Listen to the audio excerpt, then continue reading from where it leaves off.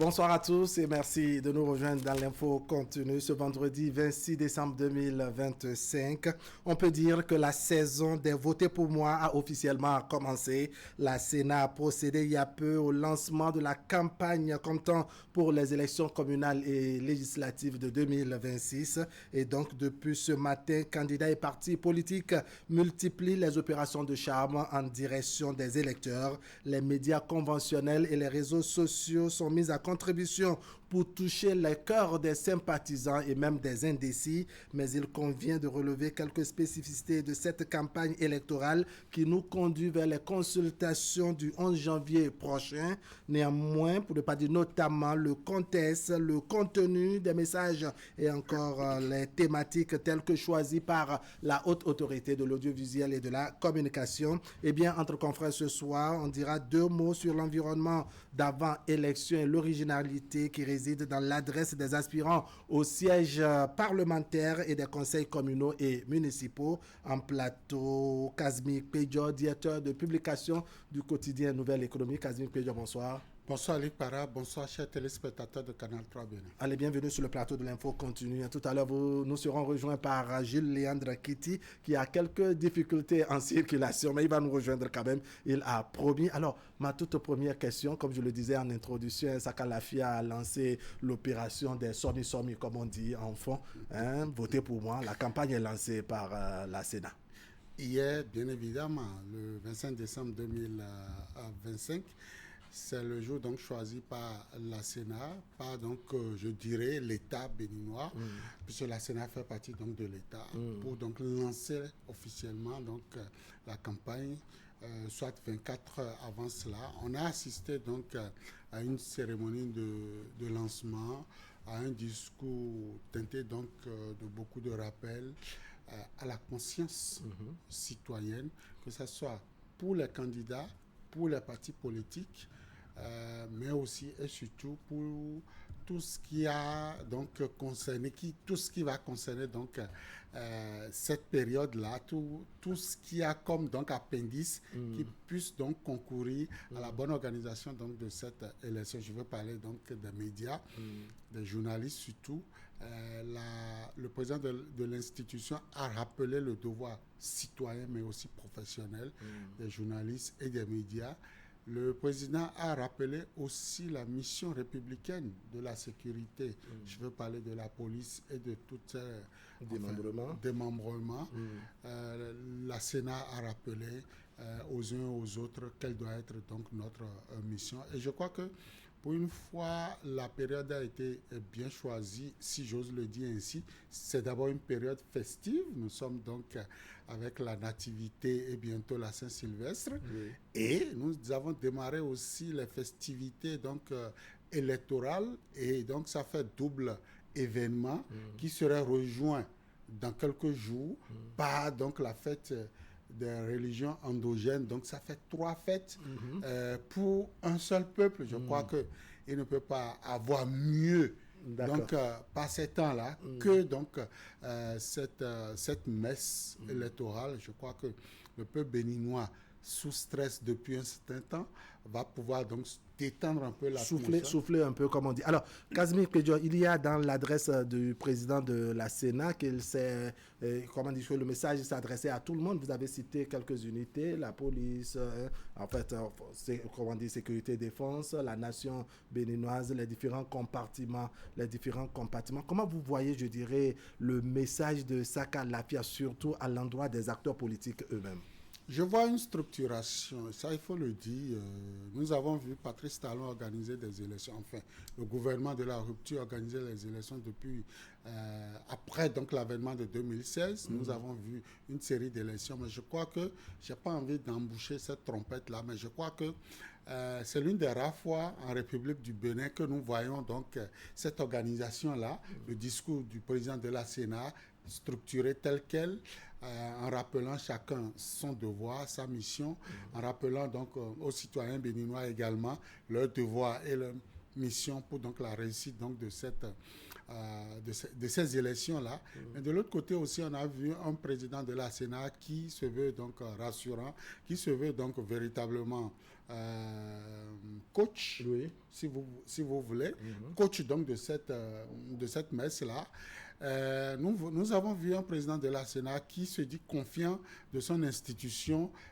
C'est un peu comme un parent d'élève qui, à la veille donc des élections, du moins des épreuves, des examens, se veut confiant d'abord pour rassurer donc son enfant qu'il n'y a rien que tu ne puisses donc pas connaître, il n'y a rien qui puisse se passer ce jour-là en classe, en salle d'examen, que tu n'as pas encore vu. Mais moi, ton père, je reste derrière toi et je sais que tu vas donc... Est-ce que ce n'est pas déjà une bonne nouvelle quand on a le président de l'institution chargé de l'organisation des élections qui est, je dirais, rassuré lui-même, qui rassure tout le monde, qui est confiant? Est-ce que vraiment ce n'est pas une bonne nouvelle déjà à l'endroit des électeurs, à l'endroit des différents partis politiques en lice et autres? Parce qu'on se dit quand même, il s'agit d'une institution quelque peu sensible, surtout avec la période que nous traversons. Bien sûr, Alik Para, certains Béninois ne seront donc pas d'accord avec nous lorsque nous allons évoquer le sujet sous cet angle-là, parce qu'ils verront forcément mouvance, rupture, amis ou copains donc, de telle ou telle autre chapelle politique, mais ce n'est pas ça. Pour les nostalgiques, pour donc les Béninois qui sont véritablement amoureux de la question politique, qui ont vu par ici 2, 3, 4, les 5 dernières élections passées, je crois que c'est l'une des rares fois où nous n'avons pas ici un président de la Sénat qui vient, qui dit « j'ai pas mon budget ». J'ai des problèmes, la logistique pose des problèmes, je ne sais pas comment on va déployer donc, le matériel sur le terrain. C'est l'une des rares fois où le président est confiant. Nous l'avons dit, je crois, sur un plateau, pas ici, mais nous l'avons dénoncé, nous avons dit que le cadre institutionnel de la Sénat ne répondait pas. Aujourd'hui, nous avons vu une Sénat dans ses beaux vêtements. Vous avez vu le décor, tout ça. Vous notez une certaine sérénité. Allez, vous allez poursuivre le temps que Gilles Léandre Kiti nous rejoint par ici. Lui qui a eu quelques, je dirais, problèmes en circulation, mais il est déjà là. Gilles Léandre, vous pouvez nous rejoindre, il n'y a pas de souci. Installez-vous. On va poursuivre les échanges. Alors, Casimir Pédion, comme vous le développez tout à l'heure, n'est-ce pas, on sent qu'on a affaire donc à une institution qui est prête, comme vous l'avez dit, pour la première fois. On n'a pas eu une Sénat qui vient bégayer, qui hésite et qui pose les problèmes, je dirais, de logistique et tout ce qui va avec. Voilà, et donc le discours du président se veut rassurant.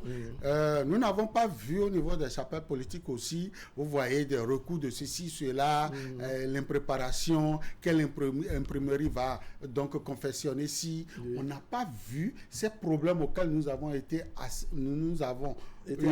habitués par le passé. Les données ont certainement changé. Alors, Gilles Léandre, bienvenue. Merci. D'accord. Alors, on se proposait, n'est-ce pas, d'évoquer, je dirais, ces messages et, je dirais, des partis politiques, des candidats également, avec la particularité qu'on a notée cette fois-ci. Quelle lecture vous en faites? Parce que maintenant, avec les voter pour moi, il ne s'agit pas de parler dans le vide. Il y a des thématiques bien structurées, retenues, sur lesquelles il faut axer son discours. Vous en faites quelle lecture, Julien Kiti? Non, je trouve, d'abord, excusez un peu le retard. Je trouve que c'est une bonne marque d'évolution parce que, comme nous pouvons en convenir, il faut bien que la politique se mette au service du développement d'un certain nombre de questions. Il faut que quelqu'un qui se déclare rassasié de solutions aux problèmes des populations, tant au niveau local qu'au niveau du Parlement, puisse quand même passer par le scanner d'un certain nombre de choses. C'est-à-dire que moi, j'ai toujours rêvé de ce que ce rôle soit joué peut-être par la presse. C'est resté un rêve inachevé pour moi. Parce que normalement, quelqu'un qui veut être candidat à quelque chose, sur des questions économiques, on a cherché Casimir Pédion qui a passé toute sa vie à dire, bon, voilà, dans tout ce qu'on peut faire dans la presse, moi je préfère mettre ma tête dans les questions économiques.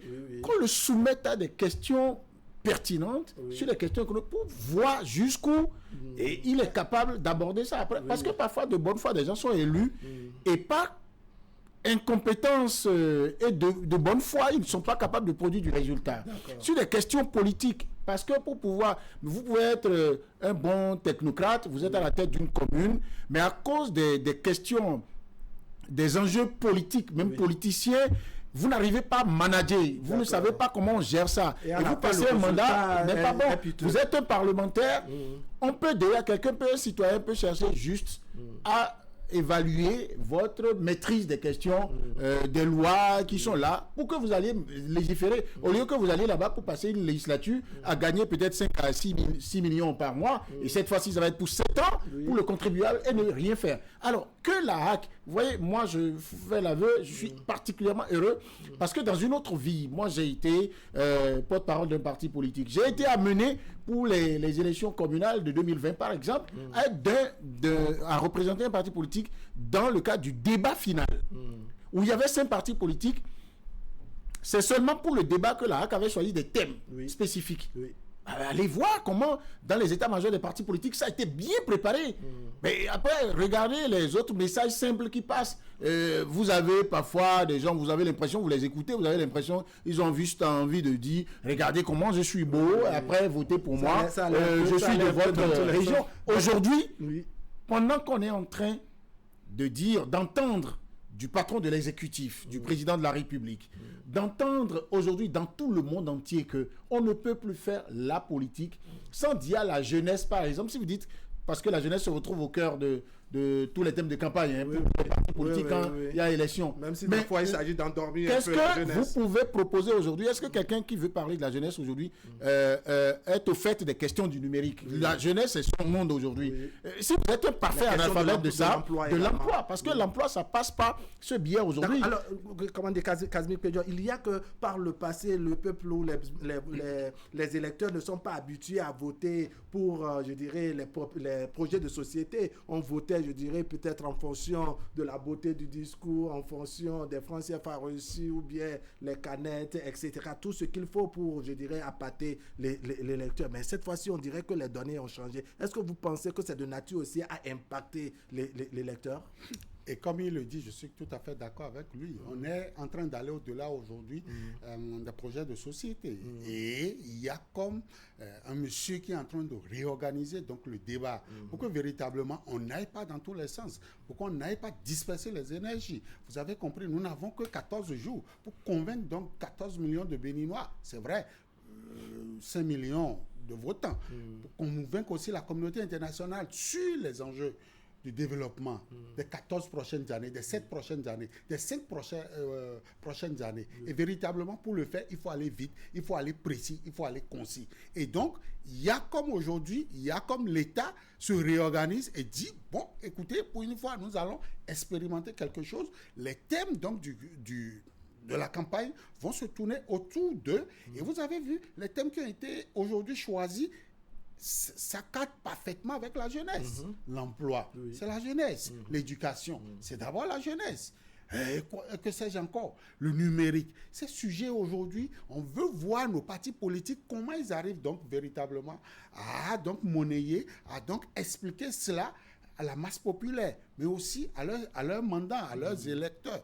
Donc véritablement, je crois que nous sommes en train d'aller vers le 3.0. Hier, on parlait de 2.0, mais aujourd'hui, nous avons atteint le 3.0 dans l'organisation de nos élections. D'accord, vous permettez que je vous donne un peu lecture des thématiques retenues comme ça, pêle-mêle. On parle d'éducation, formation, emploi, on parle de politique, gouvernance et démocratie, on parle de contrôle de l'action gouvernementale et redevabilité, agriculture, industrialisation et autosuffisance alimentaire, liberté publique, médias et société civile, santé et protection sociale, sécurité et défense. Et je crois que pour la toute dernière journée, il y aura libre cours à aborder toutes les thématiques. Est-ce que cette fois-ci, vous ne pensez pas, Jules-Léandre Kitty, que les partis politiques et leurs candidats sont vraiment trop sollicités? Ils sont mis à l'épreuve en quelque sorte parce que par le passé, ils n'en étaient pas habitués. Non, vous semblez, et c'est parce que je vous sais vertueux que je ne veux pas vous accuser de partiser avec le vice. Vous semblez prendre leur défense à travers votre question, alors que... Non, je ne parle pas de en fait, c'est qu'on a passé tout le temps... Je m'interroge parce que par le passé, effectivement, on n'était pas habitués. C'est qu'on a passé tout le temps à offrir notre passivité bienveillante à des gens qui n'étaient au fait... beaucoup de gens, parce qu'il y avait des gens de qualité aussi... Oui. Beaucoup de gens qui ne prenaient pas la peine d'interroger les besoins, les aspirations et les intérêts des mandants. il se disait, il suffisait que j'aille dire, le fils de votre coin aussi va être député pour une fois, votez pour moi. D'accord? Aujourd'hui, ils sont très sollicités. Sans oublier les discours qu'on tenait, même si ça ne relève pas de ses compétences, parce qu'il y a de ces discours que tenaient les députés ou les candidats à la députation, alors qu'ils savent qu'en tant que député, on ne peut pas faire ce qu'ils proposent. Vous savez, aujourd'hui, pour ce que je sais, des temps des durées des messages des partis politiques, c'est pas très long. Oui. Je crois que c'est 5 minutes. Aujourd'hui, avec cette thématique-là choisie de façon précise, vous n'avez pas le temps de dire que la tête de votre adversaire est grosse et trapézoïque, il est mauvais, il est ceci, des guéguerres inutiles. Non, vous allez directement. Et aujourd'hui, à l'aide du numérique, où l'enfant de 18 ans n'attend plus d'aller à un cours de géographie ou d'histoire ou bien d'informatique pour savoir un certain nombre de choses, si vous allez devant les écrans et que vous racontez des coups, vous payez ça cash. D'accord? Parce qu'aujourd'hui, quand vous allez dans les partis politiques, il y a ce que moi j'ai appelé depuis un certain nombre d'années, en faisant de la réflexion là-dessus, les cercles de qualité qui ne sont pas animés. Dans les partis politiques, on n'a pas besoin que des leaders qui haranguent les foules. C'est bien, moi je suis quelqu'un, à la limite, j'enseigne l'oratoire, c'est très important en politique, savoir bien parler, mais au-delà de savoir bien parler, il faut bien du contenu. C'est pourquoi au sein des partis politiques, en dehors des programmes des écoles de formation politique qui sont imposés par la charte des partis politiques, il faut bien des cercles de qualité. Par exemple, dans le domaine économique, dans le domaine des questions juridiques, les droits de l'homme, c'est une science. Et les questions, la gestion des déchets, pour ne prendre que ça. Est-ce que vous savez que depuis près de 20 ans que nous sommes, même plus de 20 ans que nous expérimentons la décentralisation, depuis 2003, l'un des problèmes que notre expérience n'a pas pu régler et que l'État central a été obligé de régler maintenant avec des structures formelles en place, c'est la gestion des déchets. La gestion des déchets, c'est transversal sur le plan sanitaire, c'est sur le plan économique parce que ailleurs, les déchets constituent une source de revenus ou de création de richesses. Parce qu'il faut de la transformation. Mais est-ce que nos formations politiques et les candidats allons-y. Avec ce qu'il dit aujourd'hui, vous n'êtes pas politicien de 14 heures, vous n'êtes pas politicien ordinaire. Vous devez maîtriser ce sujet-là. Aujourd'hui, lorsqu'on vous tend le micro, lorsque les médias vous tendent le micro, eh bien, Jules Kiti, vous devez pouvoir dire à vos mandants, eh bien, voilà sur la gestion donc des ordures, voilà où nous avons quitté, voilà là où nous sommes. Mais voilà ce que nous entrevoyons pour les 7 prochaines années. Et nous allons nous battre. Non seulement les élus locaux que nous serons, nous allons nous battre pour ça, mais nous autres, bien évidemment, législateurs, nous allons voter des lois qui puissent donc encadrer ce processus-là pour que vous, population, vous puissiez véritablement bénéficier de ça. Vous devez pouvoir donc maîtriser le contenu donc de ce programme donc de gestion des ordures. Donc il ne s'agit plus... Il en est de même pour les différentes thématiques retenues, je crois bien. Bien sûr. Donc il ne s'agit plus de venir en balade donc au niveau donc de nos télévisions, de porter donc les jolis vêtements et de venir donc haranguer la foule. Non, ce n'est pas ça. Les enfants, la jeunesse veut vous écouter sur les différentes thématiques. Quand on prend l'agriculture, vous ne pouvez plus venir aujourd'hui présenter ce discours-là si vous ne maîtrisez pas le programme donc agraire depuis ces 10 dernières années. Alors, doit-on considérer, n'est-ce pas, que ce procédé, en tout cas ce qu'on a commencé par faire, est désormais la nouvelle donne? C'est avec ça que c'est ça qui va guider le fonctionnement sur le terrain politique désormais au Bénin? C'est génial ce que je suis en train de voir. Et franchement, ça a augmenté d'un cran ma fierté d'être béninois. Vous voyez, sur les questions des libertés, par exemple, des médias, aujourd'hui, ce que les partis politiques vont même... Je pense que les partis politiques doivent revoir rapidement les pôles d'experts ou de candidats qu'ils seront amenés à envoyer sur les médias pour dire les messages. Parce que ce n'est pas une obligation même pour les candidats d'y aller eux-mêmes. On peut choisir des membres de partis politiques qui animent ces chefs de qualité technique pour aller en parler sur les questions de liberté. Vous voyez, tout ce qu'on dit de la méthode, de la stratégie, de l'approche du gouvernement de la rupture, où je vois le président Patrice Talon dire, mais c'est bon, les libertés. En 1990, à la conférence nationale, nous avions un ballon gonflé d'une soif extrême de liberté. C'est venu, on a donné toutes les libertés. Mais est-ce que vous savez qu'en 1990, lorsque moi, par exemple, j'ai commencé mon métier de journaliste, il n'y avait pas la possibilité pour chacun de se cacher derrière son smartphone. J'ai acheté un crédit de 100 francs pour interagir avec un message public tout de suite qui peut exploser. Vous avez vu ce qui est arrivé avec le printemps arabe, c'est-à-dire que c'est parti des réseaux sociaux. Donc aujourd'hui, les méthodes de contrôle, donc l'expression de la liberté doit s'accompagner de la responsabilité. Alors il faut des gens de répondre également. Il faut des gens qui maîtrisent cette thématique-là. Qui sont capables. Je prends quelqu'un qui est candidat aux élections législatives au nom du parti Les Démocrates, parti d'opposition.